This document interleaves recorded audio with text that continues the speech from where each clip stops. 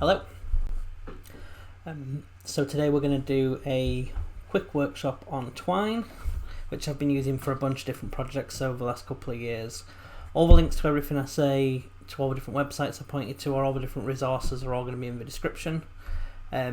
So there's going to be about 10 different things we go through, and then once this video is finished I'll timestamp them all so you can just jump through to the bits you need. Any questions, put them in the comments, send me an email. You can get in contact and I'll try to help with anything, and if I can't help I'll point in the direction of someone who can. Okay, so the first thing to do is, before you even start making a Twine game, you want to set up your folder structure. I know this sounds really stupid, but this is the #1 way I've gone wrong in the past. So for example, let's call this Twine demo. Okay, this is where we're going to save the main file, and then inside here let's make an image folder, video folder, and sound folder, and in here we'll put all our images that we're going to use, all our sound files and all our videos, and then the main game will go in here. So whenever in the game we're linking to different files, it will find them directly in the subfolders. And then when we put this onto the internet, we'll upload it in the same structure, so either hosted on a website with these behind it, or bundled into an app by zipping this whole file and having these inside it. Okay, so let's look at Twine. First you want to go to twinery.org. You'll see this is the Twine website. You'll see a bunch of example games, loads of resources, Twitter thread. First thing you want to do is just click use it online. And here you'll see the games you've already been using.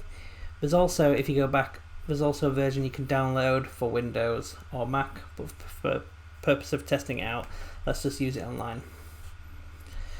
So let's start a new story, and let's make sure it matches the name of our game, which is Twine Demo.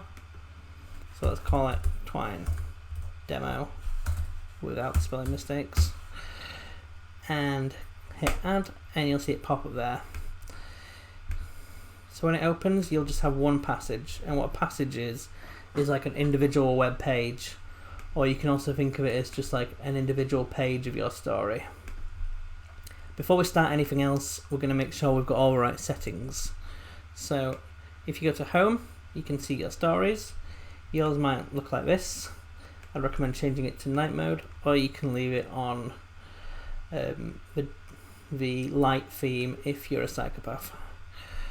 So first thing you want to do is change your story format. So the story format, it changes the appearance and behavior of your story. So I always use SugarCube 2.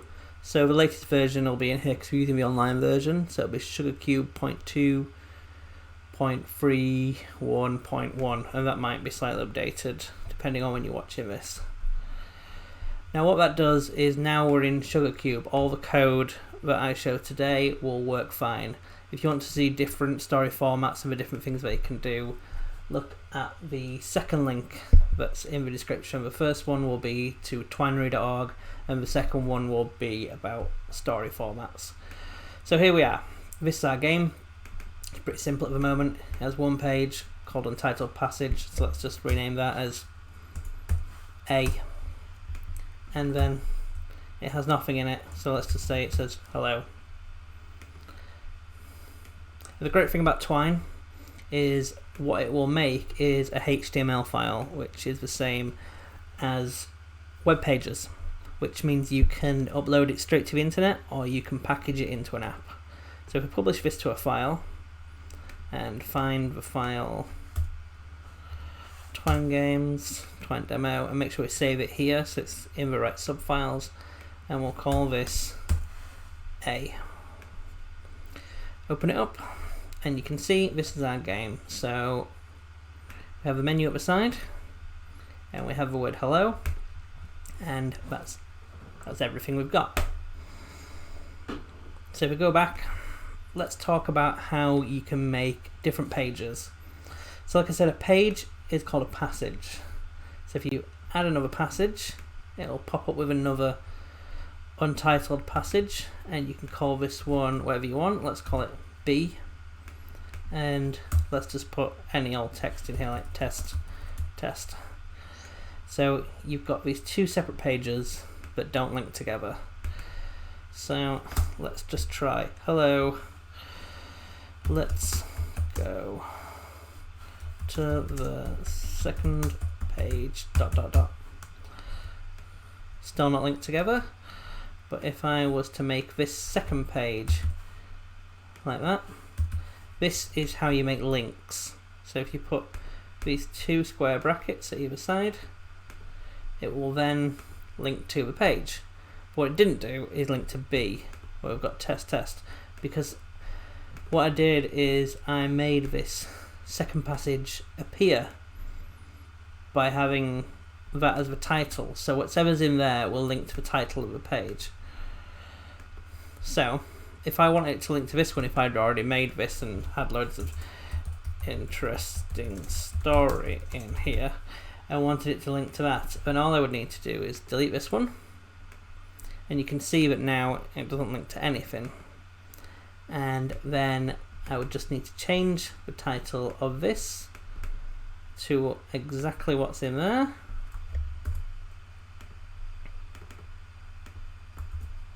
And then you'll see automatically it links together. So now when we publish the file, let's call this B, to test it, you can see this is now a link. So hello, let's go to the second page, and there it is, the second page. Really simple. But what if we didn't want this to be called second page?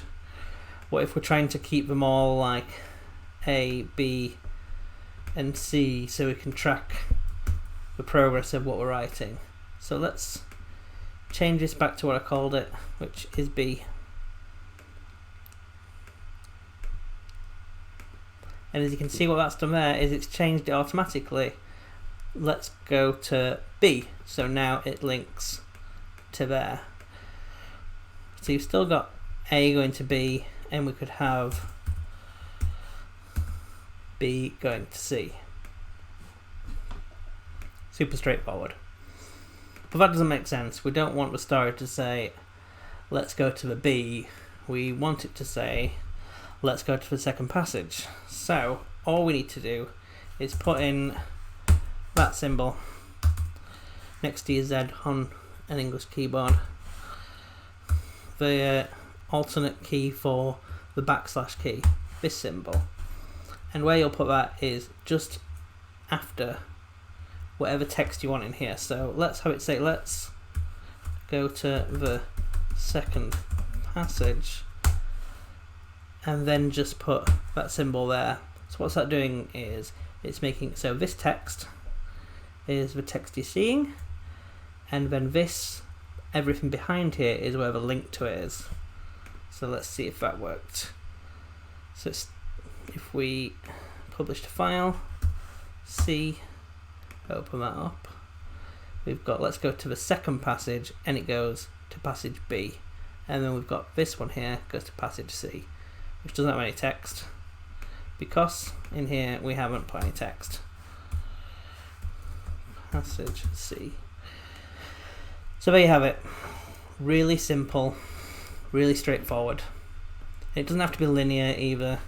You could have C in here, and you can see that not only links to B but also links to C. You could have this go back to A and B, and it all goes around in a circle. If you wanted to make more passages, all you need to do is put like D, and a new one will pop up. Or we could even try this, where we like click here and go to E, and then E appears.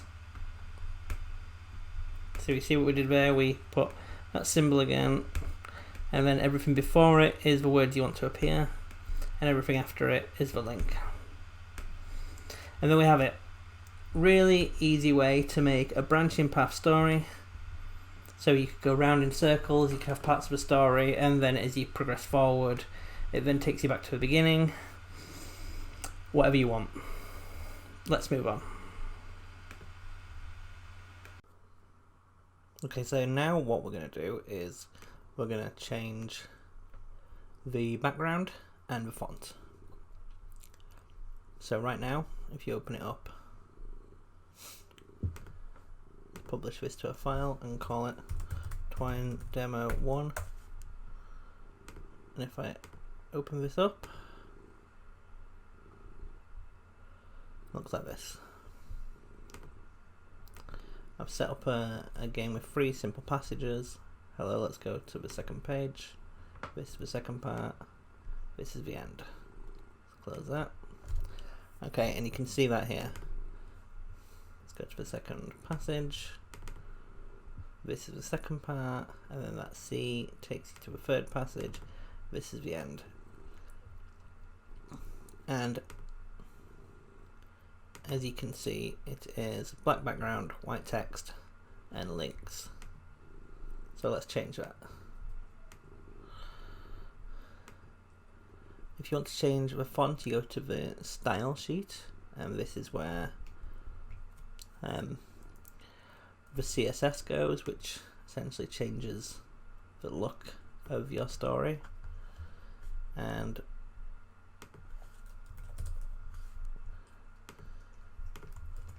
what we're going to do is we're going to change the body, which is the main section of the web page of the game. So we type body, and then we put one of those curly brackets, and then we'll type background dash color, and that won't work because it's American, so you got to put color like that, and then colon, and then use the code for the color you want. So I'm going to go with a horrible orange color, so I'll go F8B001, and I think that's orange if my memory serves correctly, but we'll see in a minute. And you'll know if the code's working because it'll change color. Like that probably is a color, but it's too long for Twine to accept it, so there's only certain ones it will use. So you'll know if it's working if it's purple and not red. Okay, I think orange has a 1. And then we want to change the font, so we'll type font family. And what's good is you can see there it changes color if it's not something it understands, and as soon as it is, it looks like that. So let's use a font. Let's go with something so we can definitely tell it's changed. Let's go with impact. And then we want to change the font size, and let's go font size. Oh, after each new line, make sure you put that, otherwise it won't work. Font size, let's go really big so we can tell the difference. 30 pixels, and then we just need to close that bit of code, and that's pretty much, maybe that might be the most complicated bit of code we'll write today. It's really straightforward, and now you can just copy and paste that and just change things to suit what you need. You'll be able to find the different codes for different colors just by googling the codes for any color you want. Okay, so now let's save that, publish the file as Twine Demo 2, and when I open that, we have, there we go, very different. So orange background, different font size. It's as easy as that. Okay, so we have a page with a different color background, different color font, sorry, different font, different size. But what if we wanted this to be one font and this to be a different font. How would we do that? So everything you've put in here changes the body, which is the background of everything. So it changes all the background colors, all the fonts, and all the size. So what we want to do now is create something that just changes a specific section. So you're going to make something here and then refer to it in here so it knows what it's looking for. So let's say we want text 1, we'll call it, because we might have a bunch of different ones. And then we'll open up like that and put font family. Let's say we want it really different. So Arial. And we want font size. We want to tell it's different, so we're just going to put it 8 pixels. And then we'll close that. That seems right. And then in here, so we know what it's looking for, we'll do this and just copy this exactly. What did I call it? Was it font 1? We'll see in a second. And then we close it by / font 1 at the end, so it knows that in this bit it'll make anything in here refer to this. We call it text 1, not font 1. Text 1. Text 1. And then save that, publish it, open it up to make sure it works, and there it is. Different font, tiny size text.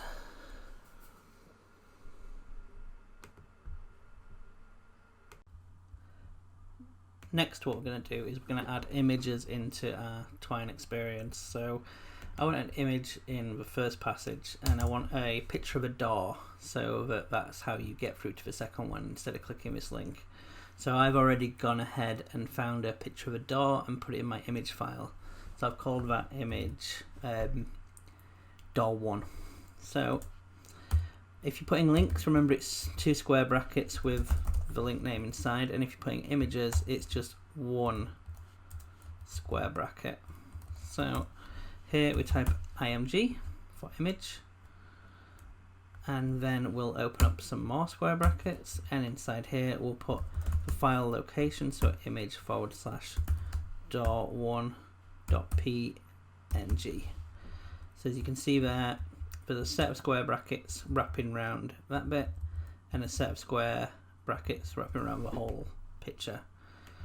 Now you can preview your games by pressing play or test, but that won't load images, so all you need to do is publish it to a file, open up the file, and there you are, picture of a door. Easy enough. But say that I don't want it to say let's go to the second passage, I want it to say click on door, and I want the door to take us to the second passage.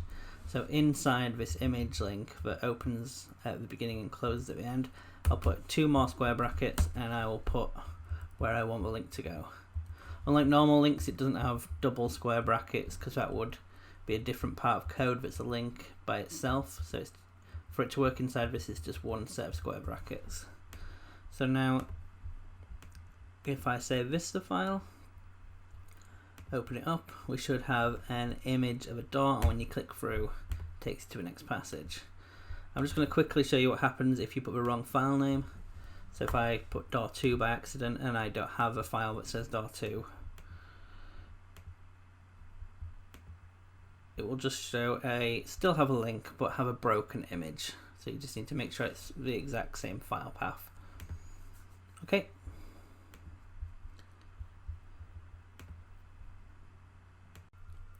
Next we're going to add in some music. So we're going to add another passage that nothing is connected to, and this will just hold all our music files, and we'll call it story init. And it only works if you call it that, so make sure it's exactly that, story init with capital S, capital I, one word. And then this is where you'll put all your links to your music files. So I've recorded a short bass loop and put that into my sound file and called it song1. So to find it here, you'll use this symbol and close it at the other end with that, and in the middle you just put CACHE audio, and then whatever you want to call it. So I'm just going to call it sound, but that can be whatever you want. And then you want the link to the file, so we put ours in a folder called sound, and it's called song1. So sound/song1.mp3, because it's an mp3 file, and then close the speech marks, and then close this all up so it's neat and tidy.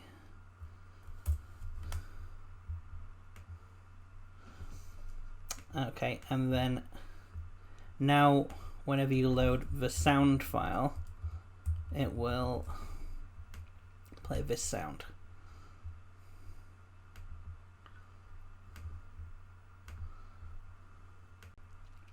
Okay, now we want to make that music play.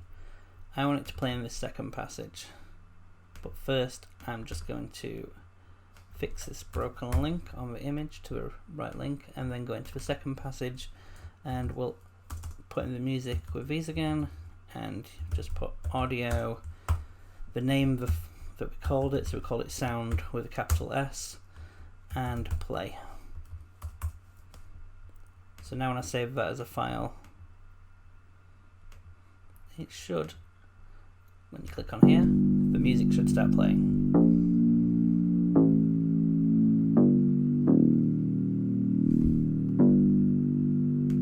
And if I wanted that to loop and just keep playing throughout, I would just add in loop. And then if you want it to stop, just change play to stop in another passage. But I just want it to play through once.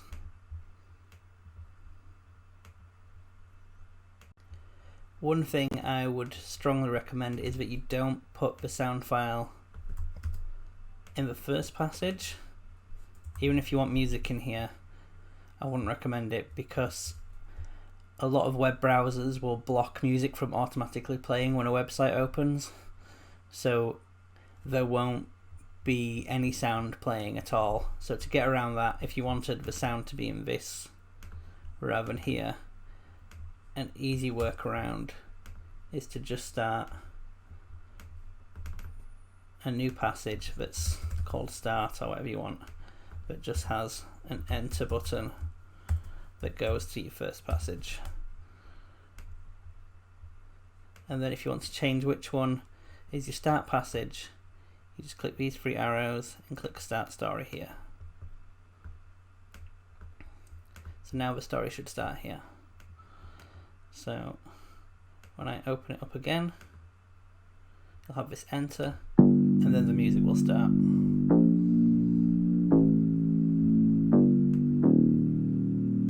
Okay, next we're going to add video, which is pretty easy again. You just put the video file in the right folder.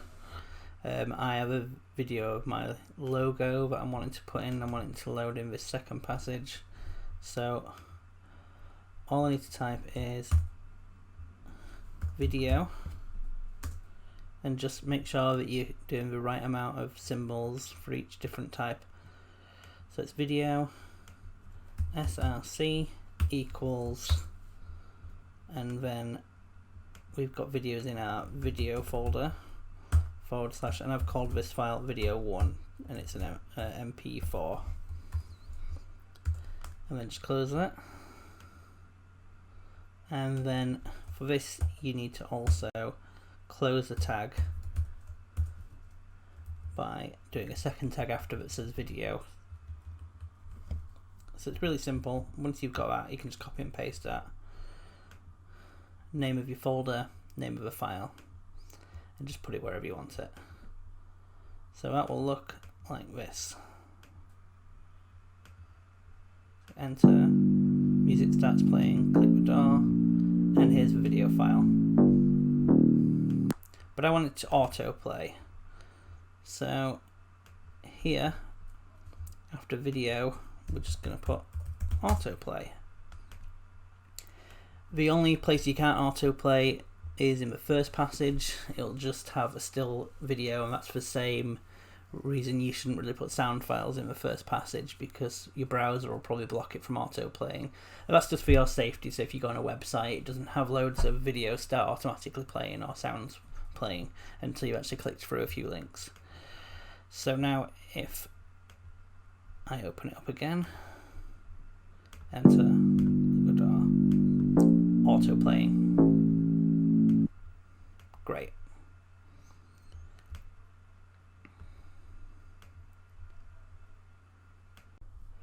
So next we're going to look at building something that's a little bit more interesting.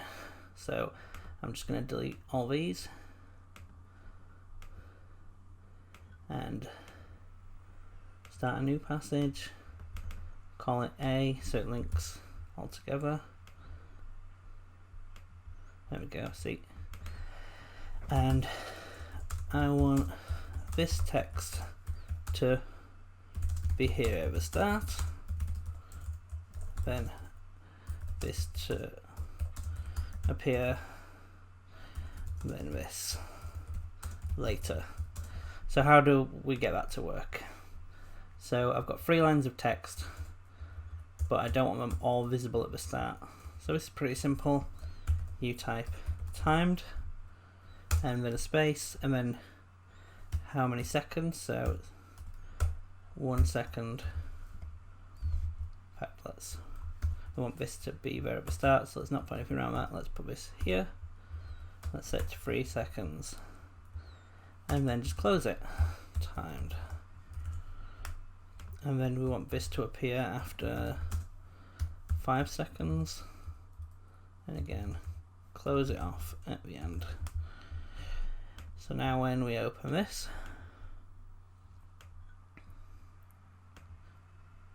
enter,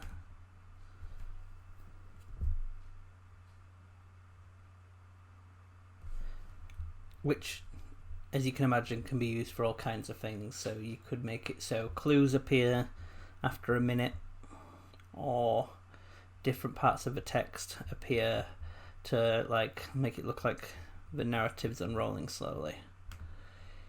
You can also, if we wanted it to go to another page, call this one B, and this is page B, just so it's obvious we're there. And we want it to go to that after this text, so we'll put timed, 8 seconds, go to B, and then close the timed, load it again, enter, and then the rest of the text, and then it should go to the next passage. There we go. Great.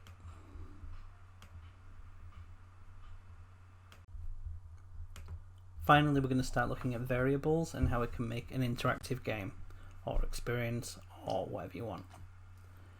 So first off, I've created a really short experience with the first passage saying you're in a room with 3 doors and a chest, and then 4 links to the 3 doors and the chest. So in room number 1, there is a room with nothing inside. In room number 2, there is a room have nothing inside except an old chair. And then there is a room with nothing inside except a key. And each one takes you back to the original passage. And then there's this final one, which is the chest, which says you do not have the key. So we're going to make it so you can go into each of these rooms and go back. Once you go into this room, you can find the key. And then when you go back, if you go to the chest again, you'll have the key and you can open it and end the game. And that might sound complicated, but it's going to be really, really easy. Okay, so we're going to add our first variable. So in the start passage, I'm going to say set $key to false. So at start, key is false, you don't have the key. If you're using that dollar symbol, then that makes that a variable that you can reference later. So then here in this passage, instead of just one passage where you go back, I also want an extra one that says pick up the key, and we'll call that passage key. And in the passage key, we'll change it to set key to true. So once you're in here, you now have the key. And then we can make it go back. What's it called? Go back to number 3. Go back to 3. So now when I play, you won't be able to see anything's different.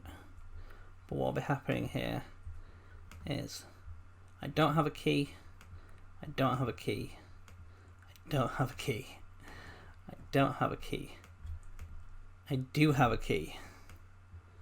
So now when I go back, open the chest, still nothing will happen because we haven't told this passage what to do if we do have the key. So all we need to do is start an if statement in here. So here we'll tell it what to do if you have the key. So if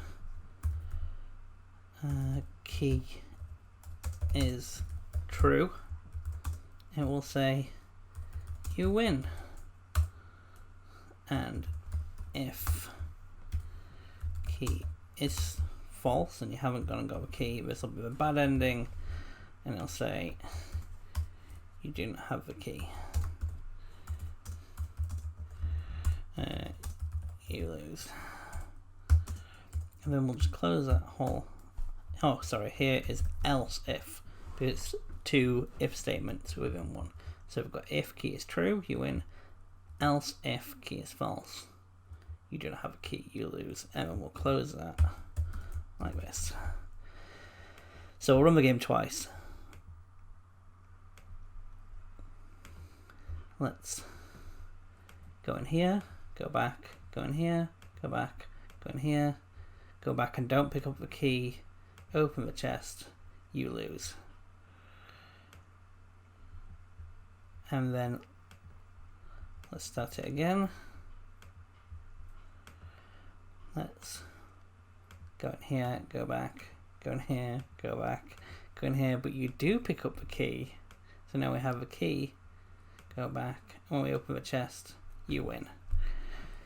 So you can see what kind of things you could do with that. You can have different narratives that have different pieces of text appear depending on what choices we've made. You can have as many variables as you want, and you can also do them as number values.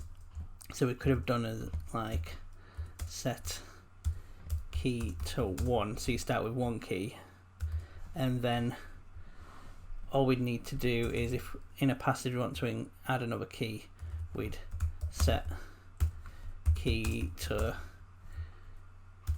key plus 1, and then later on you could say if key is 2, then open 2 doors, things like that. Obviously that should be set. Okay, I hope that's clear. There's loads of documentation online, and I'll put loads of links below. But if you have any questions about any of how this works, please get in contact. Thanks. Finally, I thought I'd just show you what kind of thing you can make of this. So this is something very, very simple. And then if we just have a quick look at like one of my other projects, you can see that you can have huge stories with lots of different passages, all going off each other in different directions, that have multiple variables, and you can have more custom code that you can find and learn You can have multiple songs in your story init file. You could have load and save buttons. You can make the game as big or as small as you want it. It could just be a few passages of text that skip between each other. It could be huge stories that have different sound files and different videos. As you can see, this is something I've been working on for a while that's a bit significantly bigger and has lots of different branching paths all going in different directions. So I just thought I'd show you that just to wrap up, so you can sort of get experimenting, start off small, and just keep building and building until you have a project that you want. If you need any help or support with anything, please just get in touch. Thanks. Okay, bye.